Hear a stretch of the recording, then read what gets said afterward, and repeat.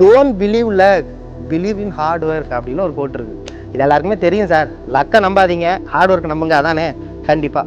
அப்போ ஹார்ட் ஒர்க்கை மட்டும் நம்பினா உங்களுக்கு மட்டும் வேலை கிடச்சிருமா? அந்த குரூப் 4 எக்ஸாம் தான் வச்சாங்க, எல்லாரும் லக்கில் தான் கிளியர் பண்ணாங்க அப்படின்னு நீங்கள் யோசிக்கலாம். பட் ஆனால் அதுவுமே லக்கு கிடையாது அப்படிங்கிறதா என்னோட தனிப்பட்ட கருத்து. ஏன்னா அந்த ஒரு பெர்சன்டேஜ் மார்க்குன்னு ஒன்று, அந்த குவாலிஃபிகேஷன் மார்க்குன்னு ஒன்று இருக்கு இல்லையா, அந்த மார்க் வாங்கினா தானே லக்கே வருது.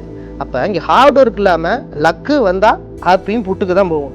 வெறும் லக்கில் மட்டும் நான் பாஸ் ஆகிட்டேன்னு யாராவது ஒருத்தரை சொல்லுங்கள், கண்டிப்பாக யாருமே கிடையாது. அப்போ without hard work luck is nothing. அப்போ லக்கை பற்றியே நம்ம யோசிக்காமல் ஹார்ட் ஒர்க்கை மட்டும் நம்மளாலே போதும். எல்லாருக்கும் கொஸ்டின் கஷ்டம்னா நமக்கும் கஷ்டம்தான், நமக்கு ஈஸினா அவங்களுக்கும் ஈஸி தான். அதனால் லக்கை நம்பாமல் ஹார்ட் ஒர்க்கை நம்புங்க. சார் நான் முக்கி தான் படிக்கிறேன், அதெல்லாம் தேராது போல் அப்படின்னு நீங்கள் யோசிச்சிங்கனாலே உங்கள் மேலே உங்களுக்கு நம்பிக்கை இல்லை. உங்கள் மேலே உங்களுக்கு நம்பிக்கை இல்லைன்னா இந்த பிரபஞ்சம் என்ன பண்ணிடும், இவனுக்கே உனக்கு நம்பிக்கை இல்லை போலப்பா, அப்புறம் எதுக்கு உனக்கு சக்ஸஸை கொடுத்துட்டு அப்படியே அலையட்டும், இன்னும் ஒரு 2 வருஷம் பார்ப்பேன், அவனே விட்டுட்டு போயிடுவான் அப்படின்னு பிரபஞ்சத்துக்கே தெரியும். அப்போ லாஸ்ட் வீடியோ சொன்னது தான் இங்கேயும், நம்ம ஒரு விஷயத்த உண்மையாக நேசிச்சா, மனப்பூர்வமாக அந்த செயலை செஞ்சா, இந்த பிரபஞ்சமே அதுக்கான தகுதியும் அதுக்கான எல்லா பொருளையும் நம்மக்கிட்ட கொண்டு வந்து கொட்டிடுமா.